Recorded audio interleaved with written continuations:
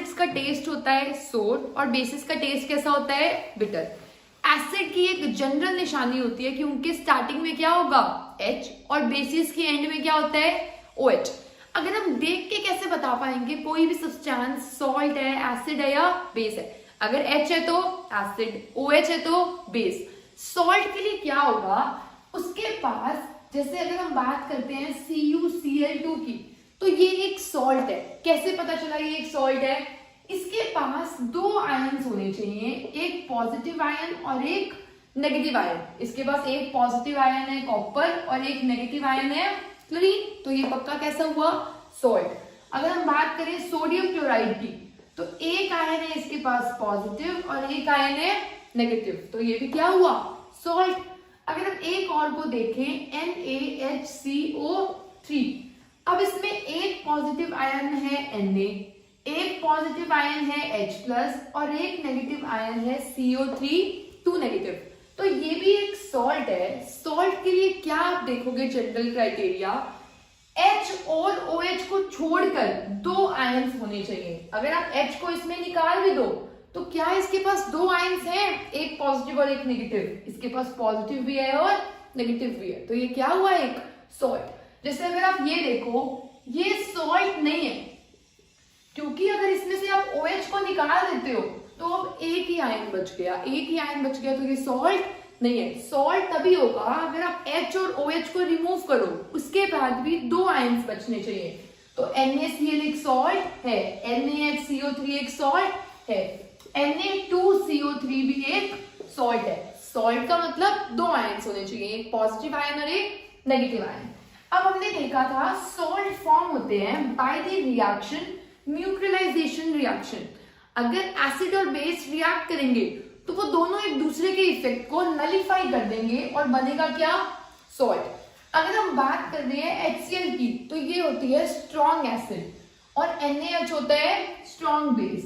Strong acid react कर रही है स्ट्रॉन्ग बेस के साथ, तो दोनों इक्वली इफेक्ट को नलिफाई करेंगे और जो सॉल्ट बनेगा वो न्यूट्रल सॉल्ट होगा। और न्यूट्रल चीजों का pH कितना होता है 7। आपको ये करना होता है H निकाल दो और OH निकाल दो, क्या बच गया NaCl, वाटर निकल गया।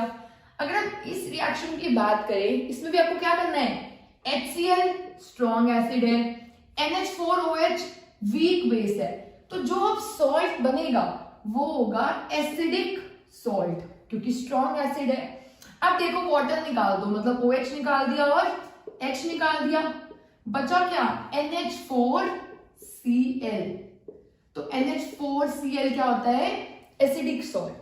अब अगर हम इसकी बात करें NaOH plus CH3COOH, तो NaOH होता है स्ट्रॉन्ग बेस, ये है स्ट्रॉन्ग बेस और ये है वीक एसिड। जब स्ट्रॉन्ग बेस और वीक एसिड रिएक्ट करेंगे तो जो सॉल्ट बनेगा वो सॉल्ट बनेगा बेसिक सॉल्ट। अब आपको H निकालना है और OH निकालना है, तो वाटर बन गया और बचा क्या NaCH3COO, तो ये सॉल्ट कैसा होगा बेसिक सॉल्ट। तो अभी हमने देखा सॉल्ट फॉर्म कैसे होते हैं। अगर सॉल्ट एसिडिक है तो इसका pH लेस देन 7 होगा, अगर सॉल्ट बेसिक है तो इसका pH ग्रेटर देन 7 होगा। और इंपॉर्टेंट चीज, अगर कोई आपसे पूछे आपके पास एक सॉल्ट है NaCl, तो ये किस एसिड और बेस से मिलके बना है, तो आपको एक ऐड करना है H और एक ऐड करना है OH। फर्स्ट वाले के साथ ऐड कर दो OH, सेकंड वाले के साथ ऐड कर दो H, तो ये क्या बन गया NaOH और HCl। तो NaCl में एक एसिड है HCl और एक बेस है NaOH, और इन दोनों को मिलाकर क्या बनता है, ये सॉल्ट बनता है। अगर वो आपसे कोई और सॉल्ट पूछे जैसे NH4Cl, ये किस एसिड और बेस से मिलके बना है, क्या ऐड करना है H और OH, इसके साथ ऐड किया OH, इसके साथ ऐड किया H, तो एसिड है HCl और बेस क्या है एमोनियम हाइड्रोक्साइड NH4OH। तो आई होप आपको समझ आया होगा कि सॉल्ट्स फॉर्म कैसे होते हैं। सॉल्ट्स के फॉर्म होने के बाद आपको इस चैप्टर में मेनली डिस्कस करने हैं 3-4 सॉल्ट्स, जिनको हम 1 by 1 डिस्कस करेंगे। फर्स्ट सॉल्ट होता है सोडियम क्लोराइड, और सोडियम क्लोराइड फॉर्म कैसे होता है, जब HCl और NaOH रिएक्ट करते हैं तो क्या फॉर्म होता है सोडियम क्लोराइड, और सोडियम क्लोराइड को ही हम बोलते हैं कॉमन सॉल्ट। जो नमक होता है उसका फॉर्मूला क्या होता है, सोडियम क्लोराइड या फिर NaCl। और अगर आपको पता हो गांधी जी ने दांडी मार्च किया था, उसका रीजन क्या था, वो चाहते थे कि हम अपना नमक खुद प्रोड्यूस करें। तो उन्होंने क्या किया था, ओशियन वाटर में काफी सारी इंप्योरिटीज होती हैं, अगर उनको इवेपोरेट किया जाए, अगर ओशियन वाटर को इवेपोरेट किया जाए तो वो पानी खारा होता है, क्योंकि उसमें काफी सारे क्या होते हैं, सॉल्ट्स। तो अगर पानी इवेपोरेट हो गया तो वहां बचेगा क्या, सॉल्ट। और वो सॉल्ट जो हमें मिलता है by drying up of oceans, उस सॉल्ट को बोलते हैं रॉक सॉल्ट, यानी सेंधा नमक। तो रॉक सॉल्ट जो होता है उसका कलर ब्राउन होता है, क्यों, क्योंकि उसमें बहुत सारी इंप्योरिटीज होती हैं। और जो टेबल सॉल्ट होता है जो हमारे घर में आता है वो डिफरेंट सॉल्ट होता है, उसमें कुछ इंपॉर्टेंट न्यूट्रिएंट्स ऐड कर दिए जाते हैं। और जो रॉक सॉल्ट होता है उसमें क्या होती है, बहुत सारी इंप्योरिटीज, और उसमें हम इंप्योरिटीज से फ्री कर लेते हैं और उस सॉल्ट को बोलते हैं टेबल सॉल्ट। आपको इसमें ज्यादा डिटेल में नहीं जाना, बस आपको ये पता होना चाहिए कॉमन सॉल्ट आपको मिला कैसे था, रॉक सॉल्ट ब्राउन कलर क्यों होता है, और इसके अलावा आपको ये करना है कि सोडियम क्लोराइड के यूजेस क्या हो सकते हैं। सोडियम क्लोराइड अभी हम देखेंगे काफी सारे सॉल्ट्स को, अदर सॉल्ट्स को प्रोड्यूस करने में हेल्पफुल होता है। और सोडियम क्लोराइड यूज होता है एज प्रिजर्वेटिव इन पिकल्स, अचार को प्रिजर्व करने के लिए भी सोडियम क्लोराइड यूज होता है, नमक यूज होता है, या फिर कुकिंग पर्पसेस में यूज होता है। अब हम देखेंगे NaCl किसकी फॉर्मेशन में यूज होता है। सबसे पहले कंपाउंड जिसकी फॉर्मेशन में NaCl यूज होता है वो होता है सोडियम हाइड्रोक्साइड। अब आप बताओ ये एसिड है, बेस है या सॉल्ट है। अब देखो H है, एसिड भी हो सकता है, पर ये तो OH है, तो क्या है ये, बेस। ये सॉल्ट इसलिए नहीं है क्योंकि H और OH को कट करने के बाद दो आयंस इसमें नहीं बच रहे, तो ये सॉल्ट नहीं है, ये क्या है, बेस। अब इसकी फॉर्मेशन कैसे होती है, अभी हमने देखा HCl को NaOH के अंदर डालो तो क्या बन जाएगा, नमक और पानी। तो क्या ये रिएक्शन रिवर्सिबल है, अगर मैं नमक को पानी में डालूं क्या उससे NaOH और HCl बन सकता है, क्या ये रिएक्शन ऐसे हो पाएगा, ये रिएक्शन ऐसे पॉसिबल नहीं हो पाएगा, इसलिए हमें कुछ चेंजेस करने पड़ेंगे। और वो चेंजेस क्या होंगे अब हम वो डिस्कस करते हैं। अगर हम नमक को पानी में डालते हैं तो इस एक्वियस सॉल्यूशन को साइंस में बोला जाता है ब्राइन सॉल्यूशन। मतलब हम घर में तो यही बोल देते हैं कि नमक वाला पानी, इसे साइंस में नमक वाला पानी नहीं बोलते, इसे साइंस में बोलते हैं brine solution. Brine solution is aqueous solution of sodium chloride. तो इसको जब हमने पानी में डाला और इसमें से पास की इलेक्ट्रिसिटी, अब इलेक्ट्रिसिटी पास कैसे करेंगे, एक टर्मिनल हो गया पॉजिटिव और एक टर्मिनल हो गया नेगेटिव, दो रॉड से कनेक्ट किया, एक पॉजिटिव टर्मिनल से और एक नेगेटिव टर्मिनल से। जो पॉजिटिव टर्मिनल होगा उसको हम बोलते हैं एनोड और नेगेटिव टर्मिनल को क्या बोलते हैं, कैथोड। अब देखो इस लिक्विड में, इस ब्राइन सॉल्यूशन में क्या है, NaCl और वाटर। NaCl कौन से आयंस रिलीज करेगा, Na पॉजिटिव और Cl नेगेटिव। वाटर कौन से आयंस रिलीज करेगा, H प्लस और OH नेगेटिव। अब देखो ये जो रॉड है, ये रॉड है पॉजिटिव, तो पॉजिटिव की तरफ कौन से आयंस अट्रैक्ट होंगे, नेगेटिव आयंस। और क्लोरीन की ज्यादा टेंडेंसी होती है अट्रैक्ट होने की, इतनी OH आयंस की नहीं होती। तो क्लोरीन अभी नेगेटिव है, क्लोरीन अगर यहां पर जाएगा पॉजिटिव प्लेट के पास तो क्लोरीन नेगेटिव है और क्लोरीन इलेक्ट्रॉन दे देगा, तो ये क्या बन जाएगा, Cl। क्लोरीन के पास अभी नेगेटिव चार्ज था, मतलब इसके पास एक एक्स्ट्रा इलेक्ट्रॉन था, एक एक्स्ट्रा इलेक्ट्रॉन इसने दे दिया, तो ये क्या बन गया, क्लोरीन का एटम। और हमें पता है क्लोरीन कभी भी अकेला नहीं रहता, क्लोरीन एक और क्लोरीन के साथ रिएक्ट करेगा और क्या बना लेगा, Cl2। तो हमने देखा ये क्लोरीन जब यहां गया तो यहां पर कौन सी गैस मिली हमें एनोड पे, क्लोरीन गैस। कौन सी गैस मिली, क्लोरीन। अभी मैं आपको ये डिटेल में समझा रही हूँ और एग्जाम के लिए आपको ये बिल्कुल लर्न नहीं करना, ताकि लर्न ना करना पड़े, अदरवाइज आपको बस ये रिएक्शन लर्न करनी है। और अगर हम इस इक्वेशन को देखें तो हमने देखा Cl यहां गया, इलेक्ट्रॉन्स लूज कर दिए तो Cl2 बन गया। अगर हम बात करें H प्लस और Na प्लस की, तो ये दोनों आयंस कैसे हैं? पॉजिटिव। ये पॉजिटिव आयंस कहाँ अट्रैक्ट होंगे? नेगेटिव प्लेट की तरफ। तो होगा क्या, Na की टेंडेंसी इतनी ज्यादा नहीं होती है, H प्लस की ज्यादा टेंडेंसी होगी जाने की। तो H प्लस अगर जाएगा इस रोड पे, नेगेटिव रोड पे, तो उससे इलेक्ट्रॉन लेगा और क्या बन जाएगा? H। H पहले पॉजिटिव था, उसने इलेक्ट्रॉन लिए तो H क्या बन गया? एटम बन गया। क्लोरीन नेगेटिव था, मतलब उसके पास एक इलेक्ट्रॉन एक्स्ट्रा था, तो उसने वो इलेक्ट्रॉन दे दिया। हाइड्रोजन पॉजिटिव है, मतलब एक इलेक्ट्रॉन कम है, तो उसने वो इलेक्ट्रॉन ले लिया और H बन गया। अब H भी अकेला नहीं रहेगा, H एक और H के साथ कंबाइन करके क्या बना लेगा? H2। और H2 गैस कहां पर बन रही है? कैथोड पर। अभी हमने देखा जब हम इलेक्ट्रिसिटी पास कर रहे हैं इस ब्राइन सॉल्यूशन से, तो H पॉजिटिव जा रहा है इस प्लेट पे, Cl नेगेटिव जा रहा है इस प्लेट पे, Cl2 फॉर्म हो रही है एनोड पे, H2 फॉर्म हो रही है कैथोड पे। अब कौन से आयंस बचे हैं? H का काम हो गया, क्लोरीन का काम हो गया। कौन से दो आयंस बचे हैं? Na पॉजिटिव और OH नेगेटिव। ये दोनों जब कंबाइन करेंगे तो क्या बन जाएगा? NaOH। इसीलिए इस रिएक्शन के प्रोडक्ट में हमें क्या मिल रहा है? NaOH, H2 और Cl2। NaOH मिलता है नियर कैथोड, और ये बहुत इंपॉर्टेंट फॉर्मूला है, बहुत इंपॉर्टेंट इक्वेशन है आपके एग्जाम के लिए कि सोडियम हाइड्रोक्साइड इंडस्ट्रियली कैसे प्रिपेयर करते हैं। तो हम क्या बोलेंगे? Pass electricity through the brine solution and you will get two gases, hydrogen and chlorine. और हाइड्रोजन कहाँ मिल रही है? एनोड पे। हाइड्रोजन मिल रही है कैथोड पे, और क्लोरीन कहाँ मिल रही है? एनोड पे। और NaOH कहाँ मिल रहा है? Near cathode. और इस प्रोसेस को, इस स्पेशल प्रोसेस को एक प्रोसेस बोलते हैं, and that process is known as chlor alkali process. इस प्रोसेस को क्या बोलते हैं? Chlor alkali process. अब इसे ये क्यों बोलते हैं? ये प्रोसेस बोल रहे हैं तो कुछ तो इसका मतलब होगा। एल्कलाई का मतलब होता है bases which are soluble in water. सारे जो बेस होते हैं वो पानी में नहीं घुलते, कुछ बेसिस होते हैं जो पानी में डिसॉल्व हो जाते हैं, सोल्यूबल होते हैं, उनको हम क्या बोलते हैं? एल्कलीज। तो bases soluble in water are known as alkalis. और इसके कुछ एग्जाम्पल्स होंगे। तो हमने बोला यहाँ पर क्या फॉर्म हुआ? NaOH। अगर NaOH फॉर्म हो रहा है सोडियम हाइड्रोक्साइड, तो ये क्या है? एक बेस, और ये एल्कलाई है।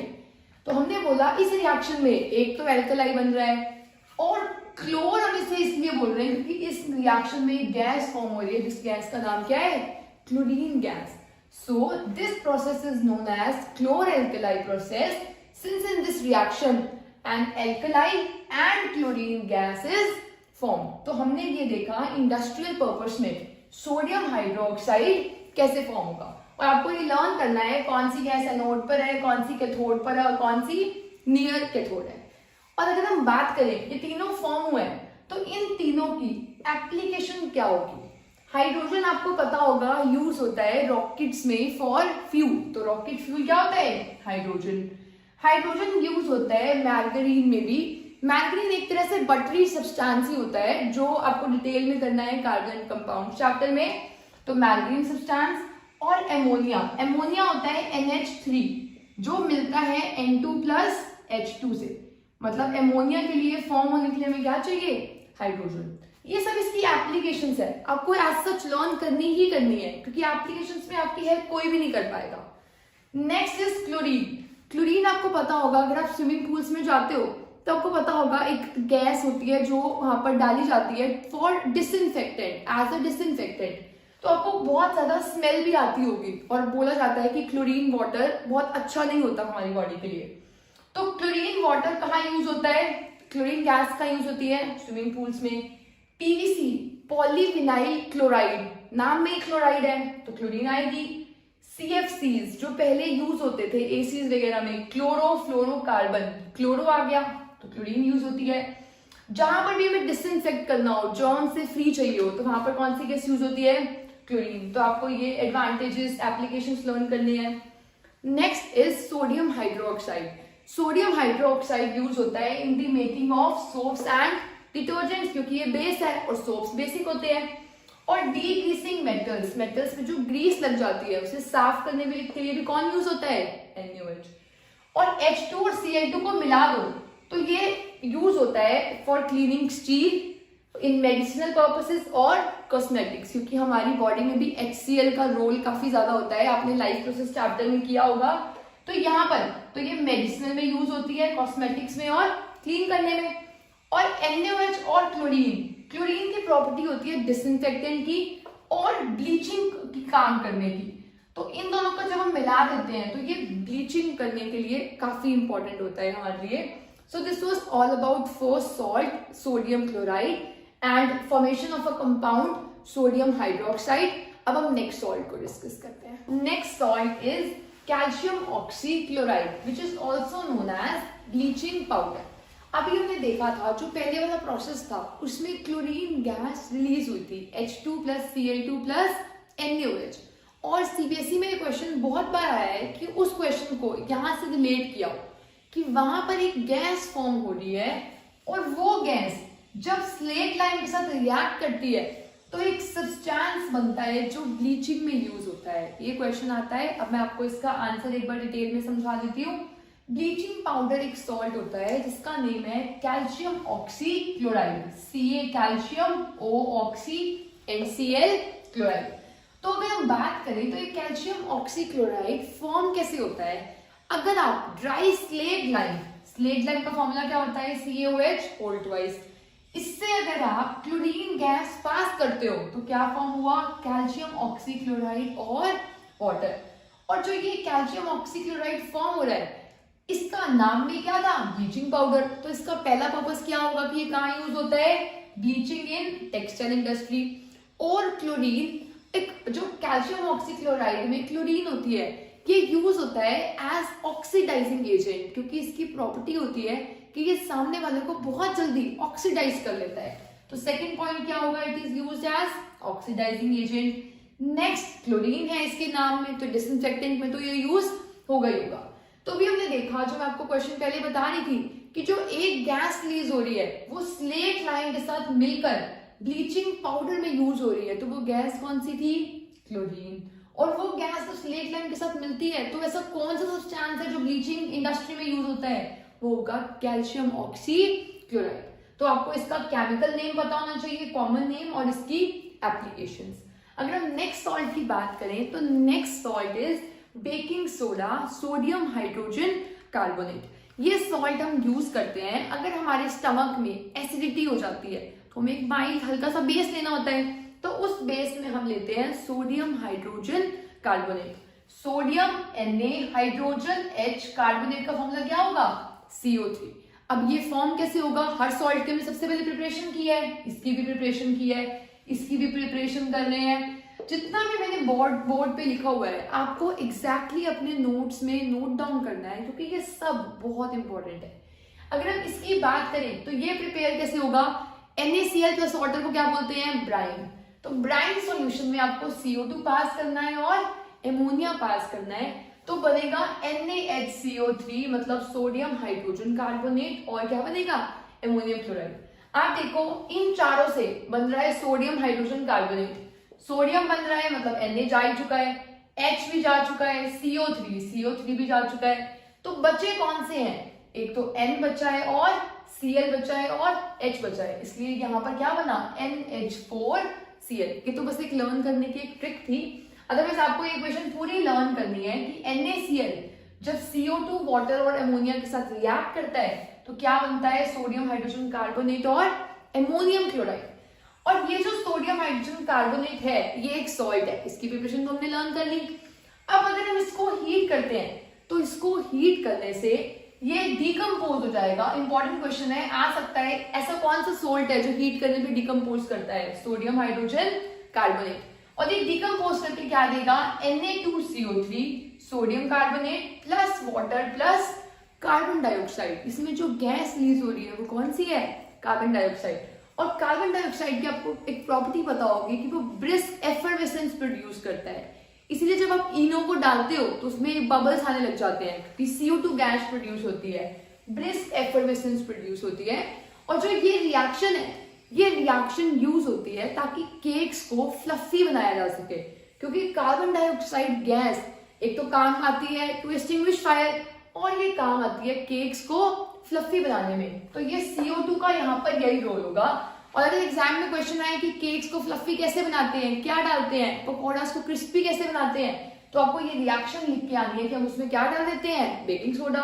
बेकिंग सोडा को हीट करेंगे तो कौन सी गैस मिलेगी, कार्बन डाइऑक्साइड, और उस कार्बन डाइऑक्साइड की वजह से केक्स कैसे बन जाएंगे, फ्लफी। अब अगर हम नेक्स्ट बात करें तो क्योंकि मैंने आपको भी बताया कार्बन डाइऑक्साइड फायर को बुझाने का काम करती है, तो ये किसका काम रोल प्ले कर सकती है, फायर एक्सटिंग्विशर का। तो फायर एक्सटिंग्विशर में हम इस सोडियम हाइड्रोजन कार्बोनेट को बर्न तो नहीं करेंगे, तो हम इसमें डालते हैं एसिड। और हमने बिगनिंग ऑफ द चैप्टर में किया था, अगर कोई एसिड मेटल हाइड्रोजन कार्बोनेट के साथ रिएक्ट करती है तो CO2 वाटर बनता है और एक सॉल्ट बनता है, वही यहाँ पर सॉल्ट बन रहा है और वाटर और CO2 बन रही है। और जो ये CO2 है ये किसका रोल प्ले करेगी, फायर को बुझाने का। तो अगर फायर एक्सटिंग्विशर की एप्लीकेशन आए तो आपको ये वाली रिएक्शन लिखनी है। नेक्स्ट है, अगर हम बात करें, अगर हम पकौड़ास में डायरेक्टली इसको डाल देंगे तो आप ये देखो NaHCO3, अगर हम बताएं कि NaHCO3 किस एसिड और बेस से मिलकर बना है तो क्या ऐड कर देंगे, OH और H, तो ये आ गया NaOH और H2CO3, इस बेस से मिलके बना है और इस एसिड से। और ये बेस बहुत स्ट्रॉन्ग बेस है और एसिड वीक एसिड है।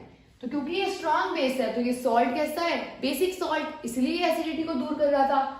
अब अगर ये बेसिक सॉल्ट है तो बेस का टेस्ट कड़वा होता है, तो आपको आपके पकोड़े कड़वे लग सकते हैं। तो उसको प्रिवेंट करने के लिए हम क्या करते हैं, बेस को कैसे प्रिवेंट करोगे, एसिड डाल के, ताकि वो उसके इफेक्ट को न्यूट्रलाइज कर दे। तो खाने में एसिड कौन से डालेंगे, ऐसे एसिड डालेंगे जो एडिबल हो। एडिबल का मतलब जो खाई जा सके, जैसे जो इमली में एसिड होती है, टमाटो में होती है। जैसे हमने कौन सी एसिड डाल दी, टैर्टेरिक एसिड। तो बेकिंग सोडा और टैर्टेरिक एसिड को जब आप मिक्स करते हो तो टैर्टेरिक एसिड को डालने का रीजन क्या था, to remove the bitterness by baking soda. और इन दोनों को मिलाकर बोला जाता है baking powder. Important question for exam, name the constituents of baking powder, baking soda and tartaric acid. अब देखो ये है एक बेस NaHCO3 बेसिक सॉल्ट, और अगर आप एडिबल एसिड डाल रहे हो तो एसिड कौन से आयन रिलीज करेगी, H आयन रिलीज किया। तो इसको जब एसिड के साथ रिएक्ट कराओगे तो CO2 प्रोड्यूस होती है, वाटर प्रोड्यूस होता है और एक सोडियम सॉल्ट प्रोड्यूस होगा। अगर आपको ये रिएक्शन नहीं समझ आ रही है तो ऊपर वाले से रिलेट करो। एसिड है, एसिड में क्या बनेगा, CO2 वाटर, और यहाँ पर क्या बनाता है, सोडियम सॉल्ट। तो यहाँ पर भी क्या बनेगा, सोडियम सॉल्ट, चाहे यहाँ पर जो होगा पीछे उसी का सोडियम सॉल्ट बन जाएगा। अगर नाइट्रेट होगा तो नाइट्रेट बन जाएगा, सल्फेट होगा तो सल्फेट बन जाएगा, उसी का सोडियम सॉल्ट बनेगा जो आपने एसिड डाली हुई है। पर वो एसिड आपको HCl वगैरह नहीं लेनी है, कौन सी एसिड लेनी है, कोई भी एडिबल एसिड। तो आई होप आपको बेकिंग सोडा की एप्लीकेशंस क्लियर हुई होगी, जिसमें हमने देखा ये फायर एक्सटिंग्विशर्स में यूज होता है, केक्स को फ्लफी बनाने के लिए यूज होता है, और ये यूज होता है पकौड़ा को क्रिस्पी बनाने के लिए, और उसको हम बोलते हैं बेकिंग पाउडर। और इसकी एप्लीकेशन क्या होगी, ये यूज होता है एज एंटासिड। अगर हमारी बॉडी में एसिडिटी हो गई है तो उसको क्योर करने के लिए हम क्या यूज कर सकते हैं, baking soda. Now will discuss about the formation of next salt, that is washing soda. Washing soda का फॉर्मूला होता है सोडियम कार्बोनेट डेकाहाइड्रेट। इसका मतलब क्या होगा, डेका का मतलब होता है 10 और सोडियम कार्बोनेट डेकाहाइड्रेट मतलब इसके पास 10 वाटर के मॉलिक्यूल्स है। जैसे अगर मैं आपसे पूछूं पानी में कितने ऑक्सीजन के एटम्स होते हैं और कितने H के एटम्स होते हैं, तो 2 H होते हैं और 1 ऑक्सीजन होता है, और ये इसका स्ट्रक्चर है वाटर का। ऐसे ही कुछ सॉल्ट्स एग्जिस्ट करते हैं जिनके साथ उनके पास पानी होता ही है, उनके एक मॉलिक्यूल में कुछ पानी के मॉलिक्यूल्स होते हैं और वो वैरी कर सकते हैं। जैसे अगर हम बात करें वॉशिंग सोडा की, तो वॉशिंग सोडा का मतलब ये नहीं है कि उसमें पानी डाल दो उसके पास वो वॉशिंग सोडा ऐसे बन जाएगा। ये एक जो Na2CO3 है इसके साथ 10 वाटर के मॉलिक्यूल्स ही आते हैं। अगर मैं एक Na2CO3 ड्रॉ कर दूं तो इसके साथ 10 वाटर मॉलिक्यूल्स अटैच होंगे, तो ये क्या बन जाएगा, वॉशिंग सोडा। और इस वाटर को, इसको बोला जाता है वाटर ऑफ क्रिस्टलाइजेशन। इसको क्या बोलते हैं, water of crystallization. Water of crystallization is the water molecule, number of water molecule present in one formula unit of a substance। एक formula unit substance में कितने water molecules present है, वो क्या होगा उसका water of crystallization। जैसे washing soda में कितने water molecules हैं, 10, तो इसका water of crystallization क्या हो गया, 10। अगर किसी सॉल्ट के पास वाटर मॉलिक्यूल हो तो उसे हम बोलते हैं हाइड्रेटेड सॉल्ट, और अगर किसी के पास ना हो तो उसे हम बोलते हैं एनहाइड्रस सॉल्ट। जैसे एनहाइड्रस सॉल्ट का एग्जाम्पल था सोडियम क्लोराइड। अब हम कहेंगे नमक को बाहर रख दो रेनी सीजन में, उसमें भी पानी आ जाता है, क्या वो भी वाटर ऑफ क्रिस्टलाइजेशन है? वो वाटर ऑफ क्रिस्टलाइजेशन नहीं होता, वो प्रॉपर्टी होती है deliquescence. It is the property by which a substance absorbs moisture from the surroundings. Salt बाहर से नमी को एब्जॉर्ब कर लेता है, तो उस प्रॉपर्टी को क्या बोलते हैं, डेलिक्वेसेंस। और वो वाटर ऑफ क्रिस्टलाइजेशन बिल्कुल नहीं होता। वाटर ऑफ क्रिस्टलाइजेशन होता है अगर किसी सॉल्ट के एक फॉर्मूला यूनिट के साथ कुछ पानी के मॉलिक्यूल्स जुड़े हुए हैं, तो उसे क्या बोलेंगे, water of crystallization. Important question for exam, कुछ सॉल्ट्स के नाम बताओ जिनके साथ वाटर क्रिस्टलाइजेशन एसोसिएटेड होता है। पहला सॉल्ट कौन सा है, वॉशिंग सोडा। नेक्स्ट 2 सॉल्ट्स हम भी और डिस्कस करेंगे। तो वॉशिंग सोडा प्रिपेयर कैसे होता है, अभी हमने किया था Na2CO3 प्रिपेयर होता है अगर हम NaHCO3 को हीट करते हैं। सोडियम हाइड्रोजन कार्बोनेट को हीट करने पे Na2CO3 मिलेगा, कार्बन डाइऑक्साइड मिलेगी और वाटर मिलेगा। तो जो ये है, ये यही तो है, इसमें बस पानी की कमी है, तो इसमें 10 मॉलिक्यूल्स ऑफ वाटर ऐड कर देंगे, तो क्या बन जाएगा, सोडियम कार्बोनेट डेकाहाइड्रेट। कितने वाटर मॉलिक्यूल्स हैं, 10, तो डेका। अब इसकी प्रॉपर्टीज क्या होंगी, नाम में वॉशिंग है, वॉशिंग का मतलब काम करने के, साफ करने के काम आएगा, तो ये यूज होता है as cleaning agent. And also it is use to remove permanent hardness of water. Water hard होता है क्योंकि उसके पास कुछ आयंस, कुछ इम्प्योरिटीज होती है, उसको भी सॉफ्ट बनाने के लिए हम किसको यूज करते हैं, वॉशिंग सोडा को। और ये ग्लास, सोप, पेपर इंडस्ट्री में यूज होता है। और एक बोरेक्स एक केमिकल कंपाउंड होता है जो आपको हायर क्लासेस में स्टडी करना है, उसको बनाने के लिए भी हम किसको यूज करते हैं, वॉशिंग सोडा को। आपको ये सारी applications as it is learn करनी है, इसमें और कुछ नहीं हो पाएगा।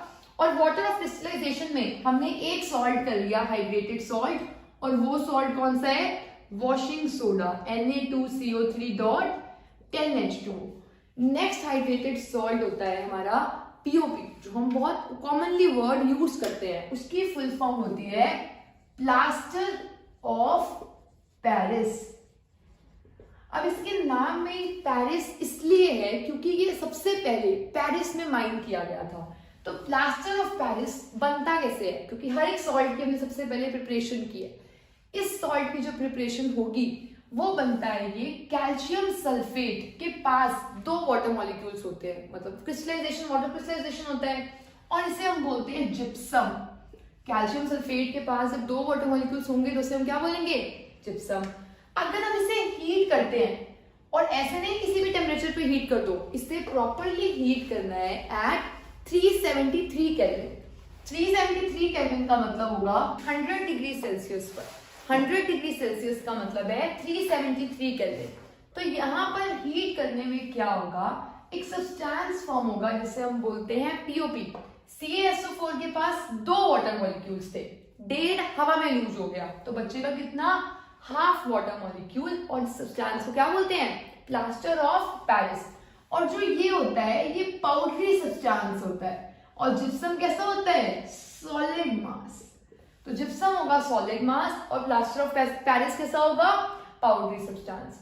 तो अगर हम इन दोनों की बात करते हैं तो हम कैसे बोल सकते हैं कि CaSO4 के पास हाफ वाटर मॉलिक्यूल है। हाफ बोलने का मतलब होता है अगर हम 2 CaSO4 लें तो वो दोनों मिलके एक वाटर मॉलिक्यूल को शेयर करते हैं। इन दोनों के पास एक है, तो एक के पास कितना वाटर मॉलिक्यूल होगा?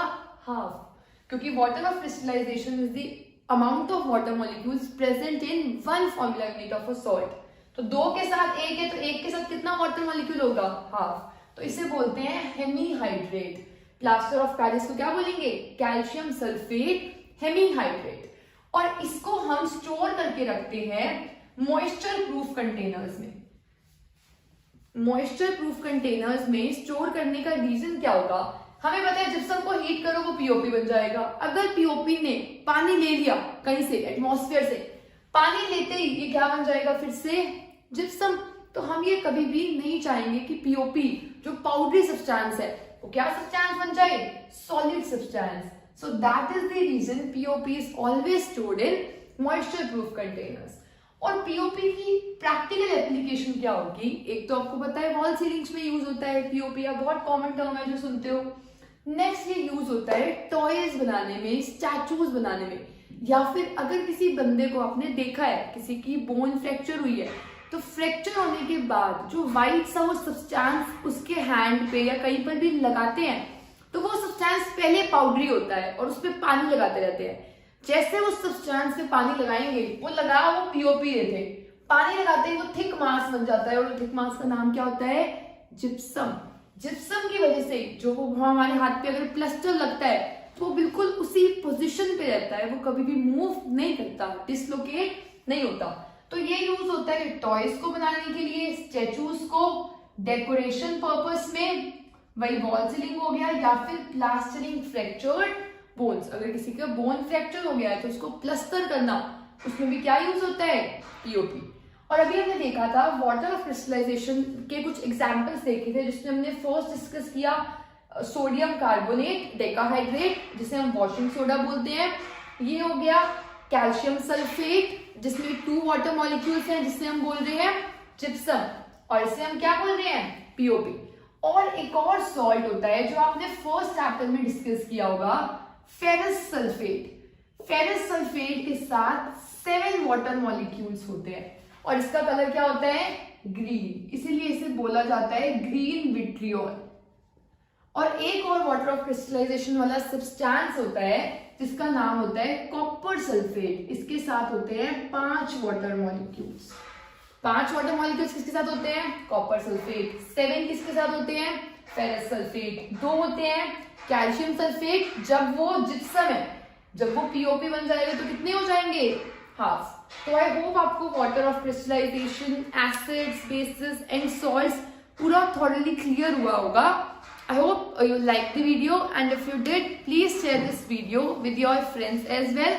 Also, if you have any doubts related to this chapter, you can comment down below. I'll be there to answer them. Thanks for your time. All the very best.